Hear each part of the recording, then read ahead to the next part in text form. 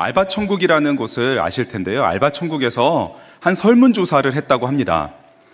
20대, 30대, MZ세대죠. MZ세대들에게 조사를 했는데, 조사를 한 것은 운세를 얼마나 보는가, 우리 MZ세대가 운세를 얼마나 보는가였는데, 놀랍게도 20, 30대 MZ세대의 조사에 응한 우리 세대의 90%, 즉 10명 중 9명이 운세를 본 경험이 있다고 합니다. 네. 그래서 유튜브나 방송 같은데 연예인들이 나와서 이렇게 운세를 마치고 뭐 이렇게 하는 것을 통하여서 인기를 끌게 되면 그곳은 3년치 예약이 꽉 찰 정도로 사람들이 막 몰린다고 하더라고요. 젊은 세대들, 이렇게 과학과 문명이 발달된 이 시대에 과연 그들이 과연 운세를 왜 보는가 이렇게 생각해 볼 수 있습니다. 그런데 운세를 보는 이유, 사람들이 운세의 유혹에 이렇게 혹하는 이유는 과학과 기술로도 해결될 수 없는 게 있기 때문에 그렇죠. 아무리 과학과 기술이 발전할지라도 미래는 절대로 알 수가 없기 때문입니다. 아무리 기술이 발달해도 한 치 앞도 내다볼 수가 없는 것이죠. 미래를 알지 못하기 때문에 불안함이 생기는 것이고, 여러 가지 불안한 가운데에 세대도 상관없이 운세를 점치게 되는 것이죠. 하나님께서는 이처럼 미래를, 앞날을 철저히 가려 놓으셨습니다. 왜 가려 놓으셨을까요? 우리를 불안하게 하기 위해서가 아닙니다. 만약에 미래를 알려줌으로 우리가 불안해하지 않을 수 있다면 하나님께서는 우리에게 미래를 알려주셨을 것입니다. 하지만 우리의 불안은 미래를 아는 것으로 해결될 문제가 아니라는 것이죠. 죄로 인해 생긴 우리 마음 가운데 불안은 그러면 어떻게 해결이 될 수가 있을까요? 불안한 이 시대 속에서 그리스도인은 어떻게 하면 불안해하지 않을 수 있을까요? 오늘 본문인 시편 23편, 우리가 아주 잘 아는 말씀을 통하여서 올 한 해의 이 시작을 운세로 점치는 것이 아니라, 운세를 따라가는 것이 아니라 목자이신 주님만을 따라가는 삶의 발걸음으로 다시 새롭게 나아가기를 원합니다. 다윗은 이와 같이 고백합니다. 1절에 여호와는 나의 목자시니 내게 부족함이 없으리로다. 아멘. 목자이신 하나님께서 우리를 어떻게 인도하실까요? 첫 번째, 목자는 지친 인생을 다시 일으켜 주십니다. 우리 2절 말씀을 한번 읽어보겠습니다. 시작. 그가 나를 푸른 풀밭에 누이시며 쉴만한 물가로 인도하시는도다. 아멘. 2절의 초점은 먹이시고 마시게 하시는 데 있지가 않습니다. 말씀을 잘 보면 푸른 양에게 음식이지만 하나님이 풀을 나에게 먹이신다 말씀하지 않고 푸른 풀밭에 누이신다라고 다윗은 말하고요. 또 물도 양에게는 목마름을 해결하는 것이지만 하나님께서 나에게 물을 먹이신다라고 하지 않고 쉴 만한 물가로 인도하신다라고 말합니다.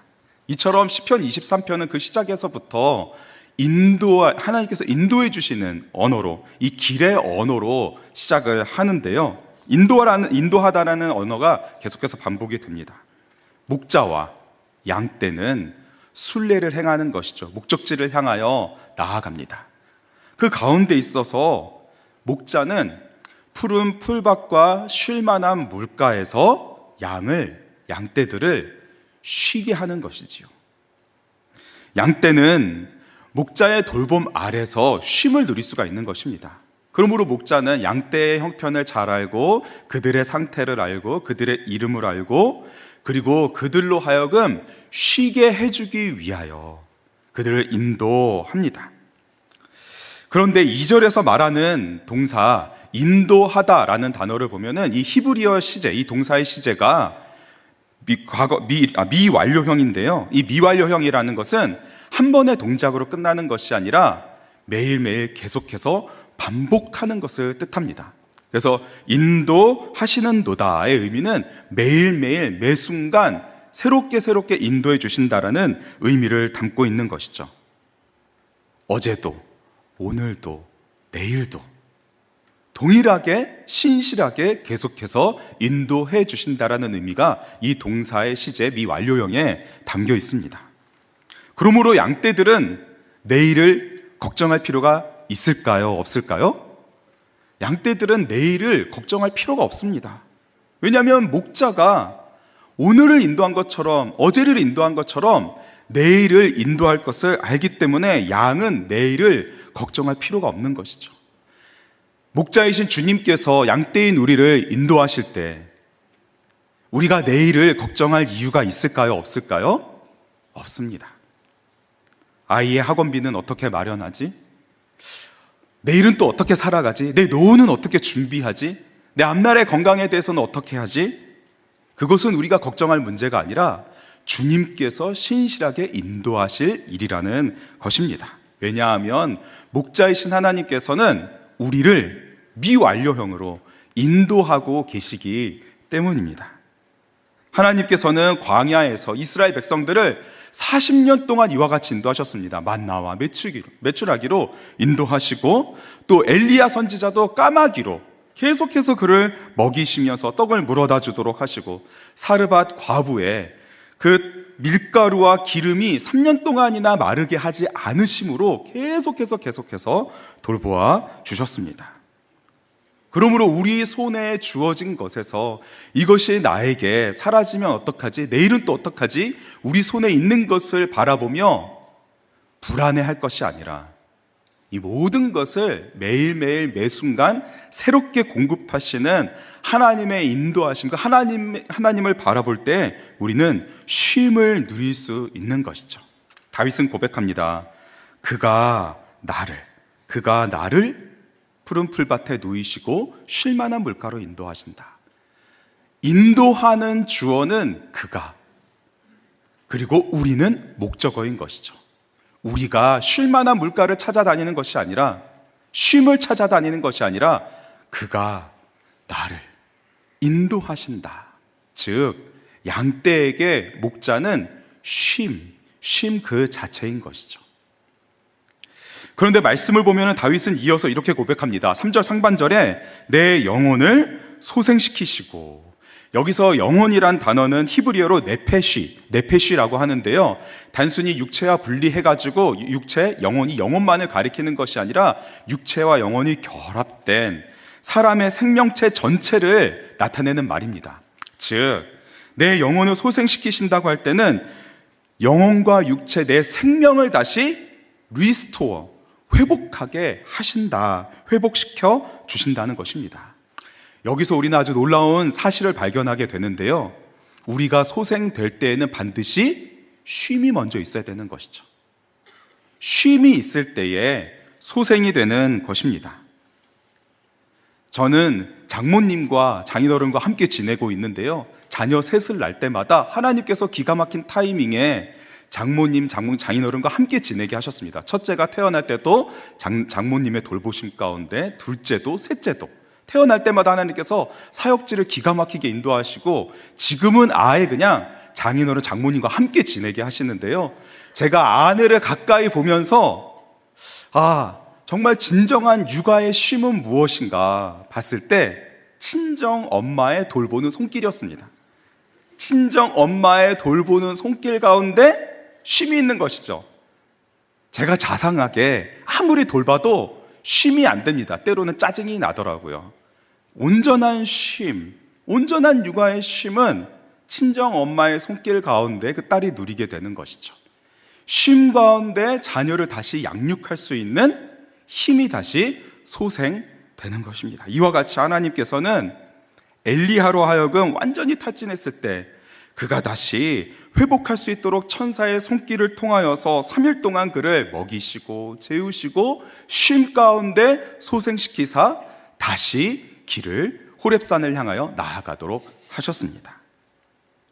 목자는 이와 같이 양떼들을 인도합니다. 목자가 양떼들을 인도할 때 하루 종일 이제 양떼를 치고 다시 이제 양떼를 모아 쉼에 들어갈 때에 목자는 지팡이를 통하여 지팡이 밑으로 양이 한 마리 한 마리 지나가게 하면서 그 양의 상태를 봅니다.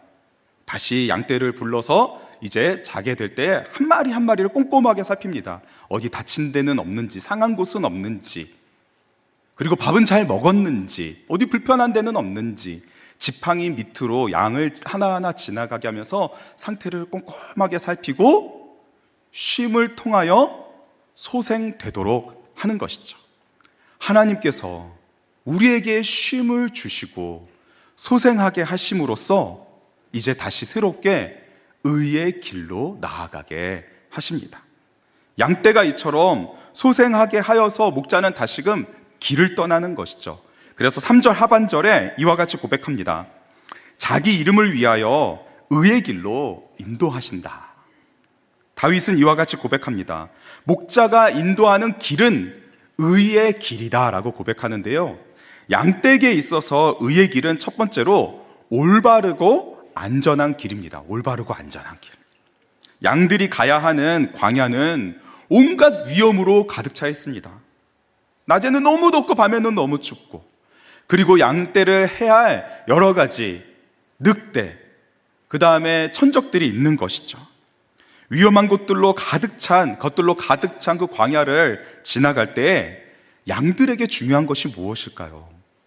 양들에게 중요한 것은 그 광야에 위험한 것들이 중요한 것이 아니라 목자를 잘 따라가는 것이 중요한 것이죠. 목자를 잘 따라가는 것이 이 광야를 지나갈 때에 양에게 가장 중요한 것입니다. 왜냐하면 목자가 양떼를 가장 안전하게 그리고 올바르게 인도할 것이기 때문이죠. 모세는 저 가나안 땅을 앞둔 시점에서 이스라엘 백성들로 하여금 하나님께서 그들을 40년 동안 광야에서 어떻게 인도하셨는지를 되돌아보게 합니다. 신명기 1장 33절을 읽어보겠습니다. 시작. 그는 너희보다 먼저 그 길을 가시며 장막 칠 곳을 찾으시고 밤에는 불로 낮에는 구름으로 너희가 갈 길을 지시하신 자신이라. 아멘. 위험한 광야길, 그 인생의 위험한 광야길을 지나가는 우리의 삶의 모습은 어떤가요? 위험한 것들을 중요하게 여기고 계신가요? 아니면 목자이신 하나님을 따라가는 것을 중요하게 여기고 계신가요? 점을 보고 운세를 보면서 손금과 관상을 보는 그 점쟁이의 말을 따라가는 그러한 세상 속에서 과연 우리는 어떻게 지금 이 길을 걸어가고 있는지 이 말씀을 통해 돌아보기를 원합니다. 우리의 인생의 여정은 광야길과도 같습니다. 두려움으로 가득한, 전혀 예상하지 못했던 그 일들을 마주할 때마다 우리에게 가장 중요한 것은 올바른 길, 가장 안전한 길로 인도하시는 주님을, 목자 되신 주님을 바라보는 것입니다. 그리고 자기 이름을 위하여 의의 길로 인도하신다라고 말하는데요, 자기 이름을 위하여라는 말은 바로 하나님의 이름의 그 명예를 위하여라는 뜻입니다. 당시 고대 근동의 목자들은 양을 칠 때에 자신의 이름이 어떻게 높아졌냐면 그 양떼들의 상태, 양떼들이 얼마나 건강한지, 양떼들이 얼마나 잘 자랐는지, 얼마나 털이 풍성한지, 그 양떼들의 상태를 통하여 목동의 그 목자의 이름의 명성이 높아졌다고 합니다. 그러므로 이 목자는 자신의 명성을 높이기 위하여서 어떻게 했냐면 양을 목숨 걸고 지킨 것이죠. 낭떠러지를 두려워하지 않고 내려가서 양떼를 건져 올리고, 사자와 곰, 늑대가 달려들지라도 끝까지 싸워서 그 양떼를 지키고, 가장 좋은 것으로 가장 안전한 길로 인도하면서 양떼들을 키운 것이죠. 왜냐하면 그 양떼들을 통하여 그의 명성이 높아지기 때문입니다. 하나님께서 영광 받으시는 것은 바로 양떼들인 우리를 잘 인도하심으로 하나님의 영광을 나타내시기 위하여 우리를 인도하여 주십니다. 그러므로 우리가 할 일은 목자이신 주님만을 따라가는 것이죠. 목자이신 주님만을 따라가게 될 때에 우리 마음 가운데 있는 모든 불안은 다 저절로 사라지게 되고 가장 안전한 길, 가장 의로운 길로 우리는 걸어갈 수 있게 되는 것입니다. 이러한 목자는 두 번째로 골짜기를 지나 축복의 목장으로 인도합니다. 우리 4절 말씀 한번 읽어볼까요? 4절입니다. 시작. 내가 사망의 음침한 골짜기로 다닐지라도 해를 두려워하지 않을 것은 주께서 나와 함께 하시니라. 주의 지팡이와 막대기가 나를 안위하시나이다. 아멘. 말씀을 우리가 방금 전까지 3절을 묵상하면서 안전한 길, 의의 길, 올바른 길로 인도해 주신다고 했는데 4절은 갑자기 그 시작에서부터 사망의 음침한 골짜기를 말합니다. 분명 목자가 이렇게 인도하는데 왜 사망의 음침한 골짜기를 만나게 되는 것일까요? 안전한 길, 생명의 길로 인도한다고 했는데 왜 사망의 음침한 골짜기를 지나가야 한다고 말하는 것일까요? 이것은 그 당시에 또 목동이 양떼들을 치는 문화를 이해할 때 우리가 더 잘 이해할 수 있는데요. 목자가 양떼들을 칠 때 양이 풀을 막 먹습니다. 양떼들을 기르는 동안 계절이 바뀌죠. 계절이 바뀌면 이제 그 풀들은 다 사라지고 그 다음 장소로 이동을 하게 됩니다. 특별히 여름철이 되면 이제 풀들은 어디서 더 풍성하게 자라냐면 저 높은 고원 산지에 그 풀들이 이제 여름이 되면서 더욱더 푸르게 신선하게 자라게 됩니다. 그럼 이제 목자는 어떻게 해야 될까요? 이 양떼들을 바로 그곳으로 인도하는 것이죠. 저 높은 고원으로 인도하게 될 때 반드시 지나갈 수밖에 없는 곳이 바로 골짜기였습니다. 목동이었던 다윗은 알고 있었습니다. 하나님께서 나를 이와 같이 인도하고 계시는구나. 저 높은 고원에 저 푸르른 저 풀밭으로 나를 인도하시기 위하여 지금 잠시 사망의 골짜기를 지나가게 하시는구나. 저 높은 하나님께서 계시는 천성을 향하여 나아가는 우리의 삶의 발걸음도 동일한 줄 믿습니다. 계절이 지나 주님께서 인도하시는 그 삶의 발걸음을 따라 점점 하나님의 나라를 향하여 나아가는 우리의 발걸음은 분명 의의 길, 올바른 길이고 안전한 길이지만 하나님의 인도하심 가운데는 사망의 골짜기를 지나가야 될 때가 있습니다. 사망의 골짜기라는 것을 말씀을 통해 보면은 5절에 다윗이 원수의 목전에서 상을 베푼다라는 것을 통하여서 사망의 골짜기는 원수가 있는 곳이구나라는 것을 우리가 알 수가 있는데요. 자신의 목숨을 노리는 사울왕, 끝까지 쫓아와서 죽이려고 하는 그 사울왕이 다윗에게는 사망의 골짜기였을 것입니다. 왜 사울은 다윗을 그토록 죽이고자 했나요? 왕인 자신보다 다윗이 더 뛰어났기 때문입니다. 왕인 자신보다 다윗이 더 찬란하게 빛나는 것처럼 보였기 때문입니다. 왜냐하면 다윗이 여호와를 목자 삼아 따라가니 그 삶 속에서는 자연스럽게 사람들로부터 그 언변과 용기와 그 다음에 지혜를 칭송받게 되었고, 정말 그 실제적으로 골리앗을 쓰러뜨리는 그 용기 속에서 계속해서 장군으로 더욱더 세워져 가고 있는 그때에 의의 길을 통하여 하나님께서 걸어가게 하시는 그 길을 걸어갈 때에 다윗의 삶에는 많은 열매가 맺혔던 것이죠. 시편 1편에 우리가 지난주에 말씀을 통하여 들었듯이 여호와의 말씀을 주야로 묵상하는 자는 시냇가에 심겨진 나무와 같아서 철을 따라 열매를 풍성하게 맺는다. 즉 하나님께서 인도하시는 그 길 위를 걷는 자는 의의 열매를 풍성하게 맺게 되는데, 하나님을 떠나서 죄 가운데 있었던 사울이 보기에는 다윗이 죽여야 될 대상으로 보였던 것입니다. 하나님께서 다윗을 더 찬란하게 빛을 비추면 비출수록 사울은 더 어둠 가운데, 그 죄악 가운데 더 짙게 그 그늘 아래 드리워졌던 것이죠. 그래서 사울은 다윗을 질투하는 것을 넘어서 죽이고자 했던 원수가 되었던 것입니다. 이러한 사망의 음침한 골짜기를 지나갈 수밖에 없었던 다윗, 그는 어떻게 하나님을 경험하게 되나요? 사망의 골짜기에서 하나님의 뜻대로 걸어가는 그 길 위에서 만나게 되는 원수 앞에 다윗은 어떻게 하나님을 경험하게 되나요?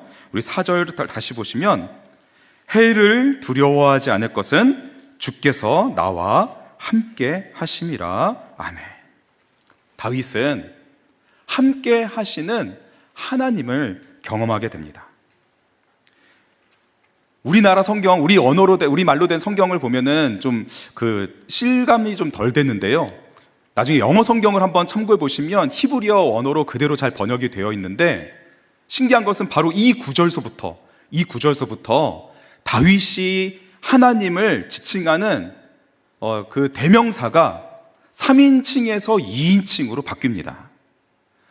1절부터 3절까지는 다윗이 하나님을 He라고 고백합니다. 그분이라고 고백하는데, 바로 사망의 음침한 골짜기에서 라고 하는 이 주께서라고 하는 부분은 영어 성경 그리고 원어로 살펴보면 you 2인칭으로 여기서부터 바뀌게 됩니다. 우리 어린 자녀들이 지금 같이 예배드리고 있는데 3인칭은 he, she, it 2인칭은 you가 되겠습니다. you 2인칭 나 대화의 화자가 되는 것이, 말하는 사람이 이제 맞은편에 있는 대상자가 되는 것이 you로 바뀝니다. 하나님을 you 당신으로 고백하는 것이죠. 왜 이렇게 바뀌는 것일까요? 다윗은 이 사망의 음침한 골짜기에서 하나님과의 친밀한 관계를 경험하고 있는 것입니다. 하나님이 그분에서 이제 당신으로 바뀌는 것입니다. you로 바뀌는 것입니다. 다윗은 가까이 계시는, 사망의 음침한 골짜기에서 가장 가까이 계시는 하나님을 깊이 경험하게 됩니다. 마치 아이가 아빠랑 같이 걸어가는데 어둠 속에 두려움 가운데 있게 되면 어떻게 하나요? 아빠의 손을 꽉 잡게 되는 것이죠. 아빠의 손을 꽉 잡는 그 자녀가 내 손을 꽉 잡는 것을 느끼는 아빠는 어떻게 하나요? 자녀의 손을 꽉 잡아줍니다. 왜냐하면 지금 자녀의 마음 가운데 두려움이 있다는 것을 알았기 때문이죠. 얘가 지금 무서워하는구나, 두려워하는구나 하면서 자신의 손을 꽉 잡을 때 아빠도 꽉 잡죠. 가까이서 그 마음 가운데 두려움이 사라지도록 아빠가 있어, 걱정할 것 없어, 꽉 잡아주는 것입니다. 마치 이것처럼 다윗은 사망의 음침한 골짜기에서 지금 가까이 계시는 하나님을 꽉 붙잡고 있는 것이고, 자신을 꽉 붙잡아 주시는 하나님을 이제 you로 고백하면서 자신의 신앙의 발걸음을 온전히 맡기게 됩니다. 그리고 다윗은 이 목자 되신 하나님이 가까이 계시는 것을 바라보면서 그 하나님의 손을 주목하는데요, 4절 하반절에 주의 지팡이와 막대기가 나를 안위하시나이다 고백합니다. 주의 지팡이와 막대기가 나를 안위하시나이다. 목자이신 하나님, 가까이 계시는 하나님의 그 손에 들린 지팡이와 막대기를 주목하는 것이죠.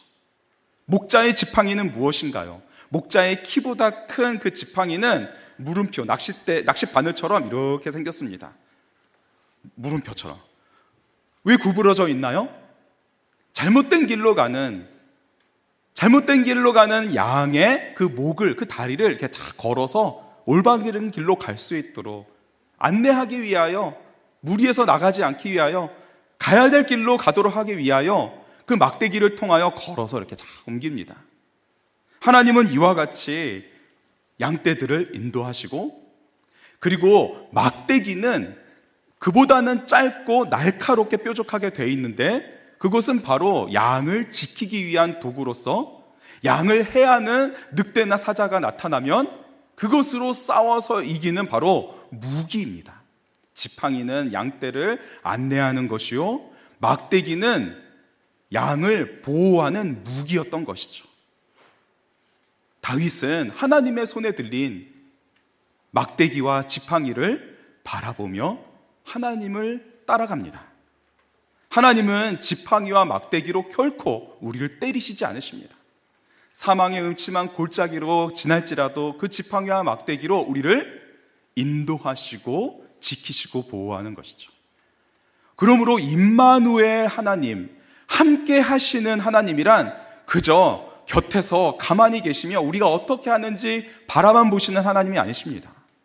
임마누엘, 우리와 함께 하시는 하나님은 지팡이로 우리를 인도하시고 막대기로 우리를 보호하시며 우리 아주 가까이서 이 사망의 음침한 골짜기를 잘 지나 저 높은 고원에 잘 이르도록 인도하시는 목자이신 것이죠.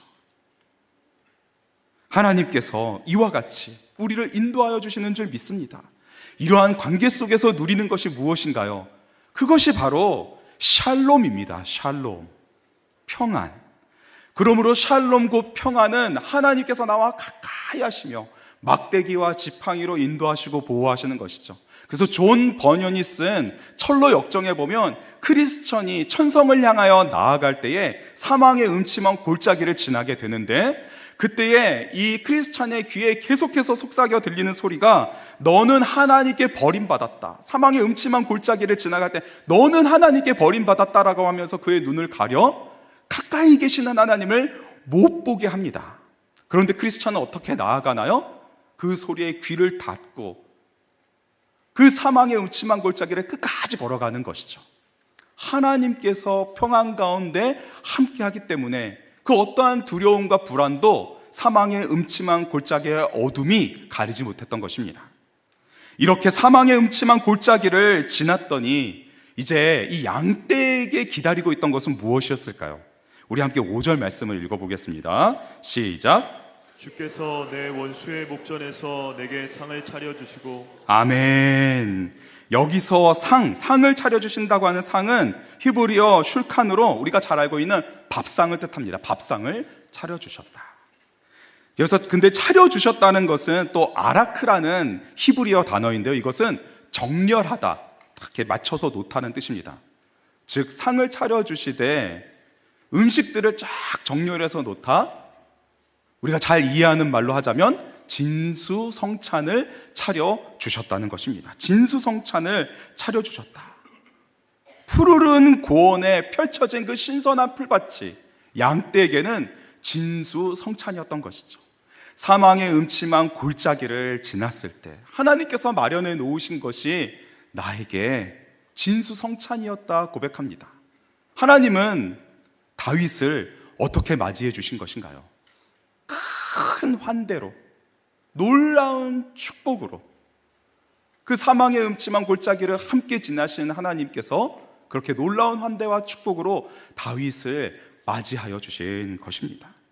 누군가와 함께 식사를 한다는 것은 지금도 역시 가장 큰 환대입니다. 가장 큰 사랑이죠. 다윗은 원수들로부터 쫓기면서 핍박의 길을 걸어왔고 하나님으로부터 버림받았다는 생각까지 들 정도였습니다. 하나님께서 왜 응답하지 않으시는지 하나님께 묻는 시간도 보냈을 것입니다. 그런데 그 길 끝에 어떠한 결말이 있었나요? 하나님께서 다윗을 위해 차려주신 진수성찬이 멋지게 펼쳐져 있었습니다. 그리고 이것이 다가 아닙니다. 다윗은 고백합니다. 기름을 내 머리에 부으셨으니 라고 고백합니다. 기름을 내 머리 위에 부으셨다.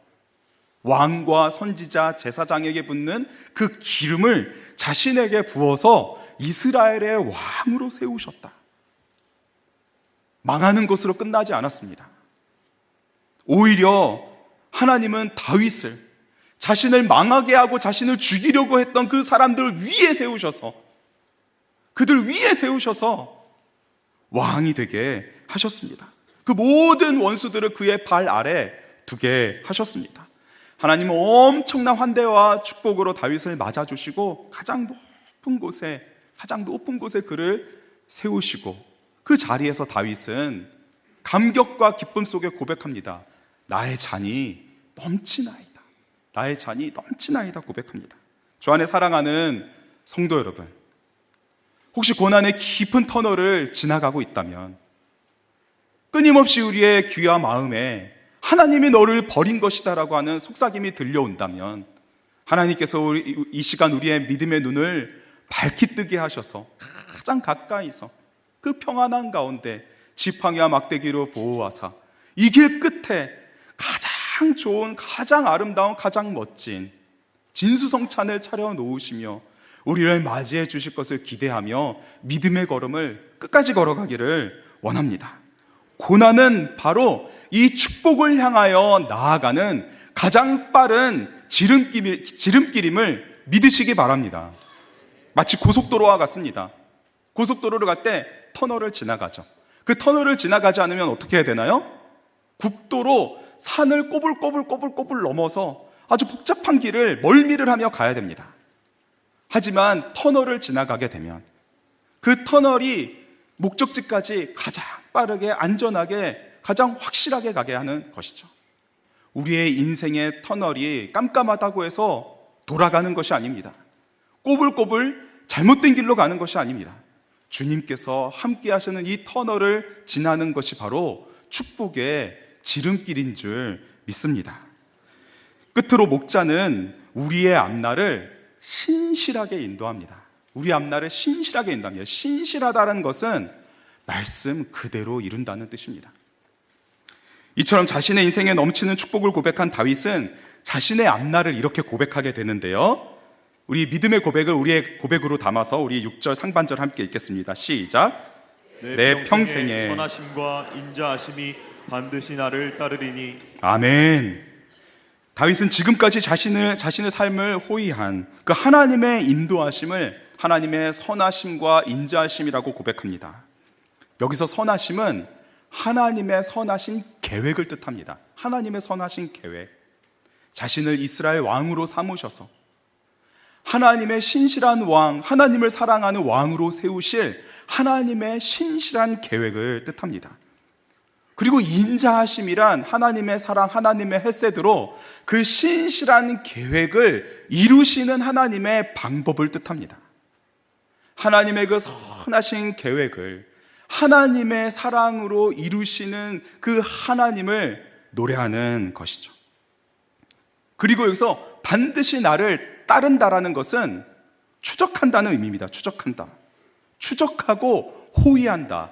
쉽게 말해서 대통령이 탁 갈 때 그냥 대통령 차만 가는 것이 아니라 우리 텔레비전을 통해서 많이 봤죠. 오토바이가 앞서가고 그다음에 호위하는 차량이 있고 에스코트를 합니다. 마치 이것처럼 대통령이 가는 곳에 이 모든 에스코트들이 붙는 것처럼 따라 붙는 것처럼 양이 가는 그곳에 목자의 선하심과 인자심이 호위를 한다는 뜻입니다. 주 안에 사랑하는 성도 여러분, 양떼인 우리를 하나님께서 이와 같이 선하심과 인자심으로 반드시 따르는 이 호위를, 그 은혜를 베풀고 계시는 줄 믿습니다. 양처럼 눈이 어두워 잘 보지 못한다고 할지라도 우리의 눈에 보이지 않는다고 그 호의가 없는 것이 아닙니다. 하나님께서는 그 선하신 계획을 우리의 인생 속에 변치 않으시는 그 인자하심, 헤세드, 스테드패스트 러브, 결코 흔들리지 않는 그 사랑으로 끝까지 천성에 이를 때까지 우리를 호위하도록 반드시 따르도록 인도하시는 줄 믿습니다. 하나님은 결코 어제와 오늘이 다르지 않으십니다. 언제나 동일하십니다. 다윗으로 하여금 이 찬양을 받으신 하나님은 지금도 동일하게 우리의 삶의 자리에서 찬양받으시는 하나님이신 줄 믿습니다. 우리는 목자이신 하나님을 따라가면서 우연 같은 필연의 축복을 경험합니다. 고난의 지름길을 지나갈 때에 때로는 우리가 원수 앞에 놓여져 있는 것처럼 위태로워 보일지라도 하나님은 지팡이와 막대기를 통하여 우리를 안위하시고 보호하시며 인도하십니다.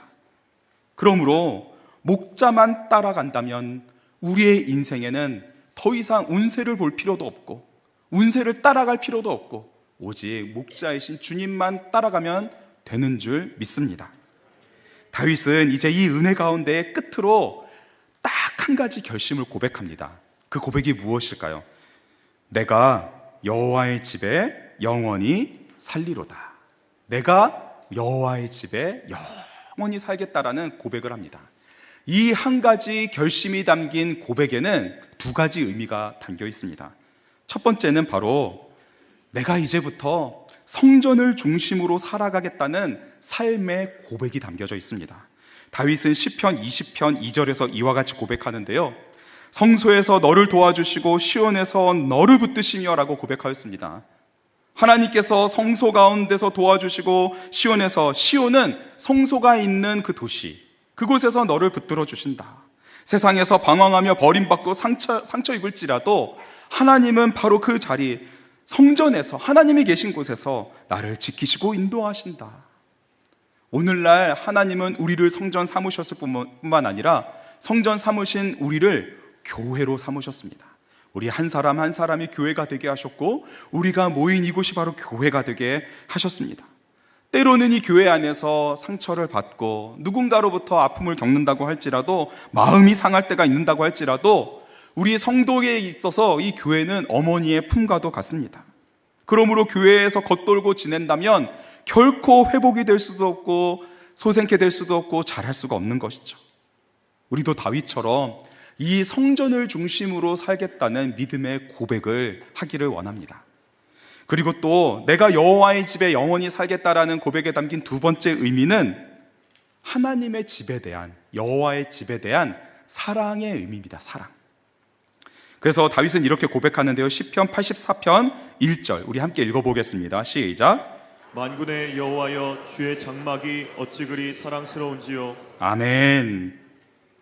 주님의 몸된 교회가 매일매일 매순간 사랑스럽게 보이시나요? 오늘 교회로 오면서 더 사랑의 교회, 하나님께서 지으신 아름다운 교회를 바라볼 때에 벅찬 사랑의 마음을 가지고 오셨나요? 어떠신가요?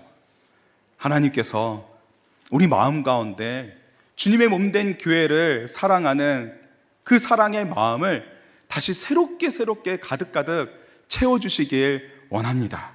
바라만 보아도 행복한, 우리가 함께 있으면 언제나 즐거운, 교회를 사랑하는 이 마음이 너무나 중요합니다. 왜냐하면 눈에 보이지 않는 하나님을 사랑하는 증거는 눈에 보이는 교회를 얼마나 사랑하는지를 통해 나타나기 때문입니다. 우리가 하나님을 얼마나 사랑하는지를 알려면, 눈에 보이지 않는 하나님을 얼마나 사랑하는지를 우리가 확인하려면, 우리가 눈에 보이는 주님의 몸된 교회를 얼마나 사랑하는지를 우리가 확인하면서 알 수가 있는 것이죠. 하나님께서 다윗의 마음 가운데에 주님의 성전, 주님께서 계시는 곳에 대한 사랑을 가득 부어주셨듯이 우리 마음 가운데도 그 사랑의 마음을 가득 부어주셔서 주님께서 오시는 그날까지 교회를 사랑하는 마음으로 이 교회와 함께, 교회 안에서 하나님께서 주시는 그 복의 은혜를 우리가 누리고, 가정이 누리고, 일터에서 누리는 천성을 향하여 나아가는 발걸음이 되기를 간절히 원합니다. 어느 한 신학자가 말했습니다. 우리는 교회란 비로소 시작일 뿐이라는 사실을 깨달아야 한다. 우리는 교회가 단지 시작일 뿐이라는 사실을 깨달아야 한다. 교회는, 이 땅의 교회는 완성되지 않았습니다. 우리는 완성을 향하여 나아갈 뿐입니다. 함께 지어져 가는 것입니다. 현재 완료 진행형이죠. 네, 죄송합니다. 네. 계속해서 지어져 가고 있고 앞으로 지어질 것이고, 궁극적으로 주님께서 다시 오시는 그날에 완전히 지어지게 될 것입니다. 계속해서 공사 중인 것이죠. 그러한 과정 중에 때로는 상처도 받고 아픔도 받고 속상한 일이 있어도 그것을 우리가 넉넉히 받아들일 수 있는 것은 주님의 몸된 교회를 사랑하기 때문입니다. 그 사랑 안에서 우리도 함께 지어져 가기 때문인 것이죠. 주님께서 예비해 놓으신 그 자리에 이를 때까지 교회를 중심으로 교회를 사랑하며 우리가 나아갈 때에 우리의 마음 가운데 있는 모든 불안한 것들은 다 사라지게 될 것입니다. 운세가 아닌, 미래를 아는 것이 아닌 주님의 몸된 교회를 더 알고 더 사랑하게 될 때 우리 마음 가운데 있는 모든 불안은 사라지게 될 줄 믿습니다. 끝으로 한 가지 예화를 들려드리고 마치고자 합니다. 출세 가도를 아주 신나게 달리고 있던 한 사람이 있었는데요. 갑자기 어느 땐가 밤에 잠을 자지 못하는 증상을 겪게 되었습니다.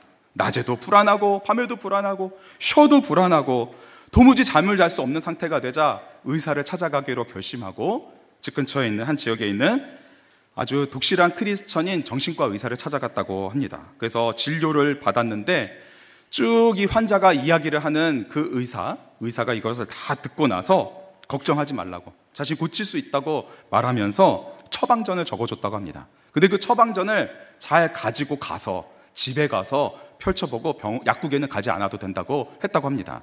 그래서 시키는 대로 이 사람이 처방전을 받아서 집에 도착해서 처방전을 펼쳐서 읽었다고 하는데요. 처방전에는 이렇게 적혀 있었다고 합니다. 처방전, 귀하의 신속한 쾌유를 기원하며 다음과 같이 처방합니다. 약 이름, 구약. 약의 종류, 시편 23편. 복용 방법, 1일 5회. 물 없이 천천히 씹어 드십시오. 부작용, 발견된 바는 없습니다. 기타 꾸준히 복용하셔야 효과가 좋습니다. 어처구니가 없었던 이 사람은 이것을 구겨버려서 이게 뭐 장난하는 것인지 하고 휴지통에 버렸다고 합니다. 그런데 그날 밤에 잠이 하도 안 오자 새벽까지 뒤척이다가 어떻게 했을까요? 그것을 꺼내서 펼쳐서 혹시 몰라서 그 처방대로 한번 해봤다고 합니다. 오랫동안 먼지가 쌓이도록 처박혀 놨던 그 성경책을 꺼내서 손해볼 것이 없으니 한번 해보자라는 마음으로 시편 23편을 펼쳐서 읽었다고 합니다. 어떻게 읽었을까요? 물 없이 5번씩 일어나자마자 씹어서 먹고, 아침에 먹고, 점심에 먹고, 저녁에 먹고, 자기 전에 먹고, 일어나서 먹고, 그 읽기를 거듭거듭 하게 되자 자신도 모르게 어느 순간 외워지게 됐다고 합니다. 근데 어느 날 평소에 하듯이 이것을 복용하고 있는 그때 새벽에 조용히 다시 외우려고 일어나서 1절 여호와는 나의 목자시니 내게 부족함이 없으리로다 외우는데 갑자기 이 마음 가운데 뜨거운 것이 일어나고 자신의 마음을 짓눌렀던 콘크리트 덩어리가 다 사라져버리고 눈에서는 눈물이 터져 나오며 어린아이처럼 흐느껴 울기 시작했다고 합니다. 그의 인생의 불행은, 근심과 걱정은 환경의 문제가 아니라 미래의 문제가 아니라 자신이 목자된 하나님을 멀리 떠났기 때문이라는 사실을 발견하고 그리고 하나님 앞에 그 목자 되신 주님을 다시 모셔드리자 그 모든 불안은 완전히 사라지고 다시 충분히 잠을 자고 쉼을 누리며 회복할 수 있었다고 합니다. 주 안에 사랑하는 성도 여러분, 하나님께서 우리에게 처방전을 주신 줄 믿습니다. 처방전. 우리 한번 이렇게 그대로 해보면 어떨까 합니다. 우리의 문제는 환경의 문제가 아니었습니다. 미래를 모르는 것이 문제가 아니었습니다. 목자 대신 주님을 떠났기 때문에 우리 마음 가운데 불안이 찾아왔던 것입니다. 근심이 찾아왔던 것입니다. 쉼이 없었던 것입니다. 소생이 없었던 것입니다. 길을 잃었던 것입니다. 목자 대신 주님을 다시 이 시간 단단히 붙잡고 곁에 계셨던 주님의 지팡이와 막대기, 그 사랑의 그늘 아래서 우리에게 매일매일 허락해 주시는 천성을 향한 믿음의 발걸음을 올 한 해에도 흔들리지 않고 함께 걸어가길 주님의 이름으로 축복합니다. 우리에게 주신 말씀을 함께 마음에 붙들고 우리 찬양하며 우리 기도의 자리로 나아가고자 합니다. 주님의 선하신, 신실하신 주님의 그 사랑을 이 시간 같이 함께 찬양하겠습니다.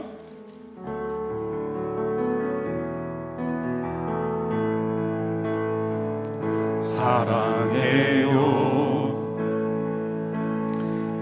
신실하신 나의 주님 나의 삶 주님 안에 있네 눈을 뜨는 아침부터 나 잠들기까지 선하신 주를 노래하리 우리 고백합니다. 사랑해요 나를 인도하신 주는 고난 중에도 나와 함께 하셨네 내 아버지 되시며 내 친구 되신 주 나의 삶 주님 안에 있네 신실하신 나의 주님 나의 삶을 인도하셨네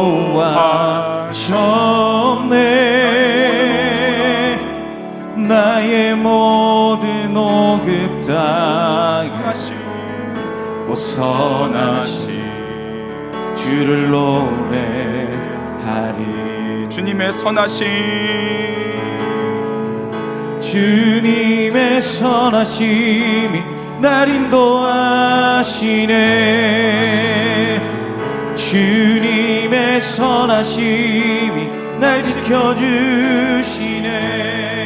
주께 엎드려 나의 모든 삶 주님께 드리네. 주님의 선하심이 날 지켜하시네. 신실하신 나의 주님, 신실하신 나의 주님, 나의 삶을 인도하셨네.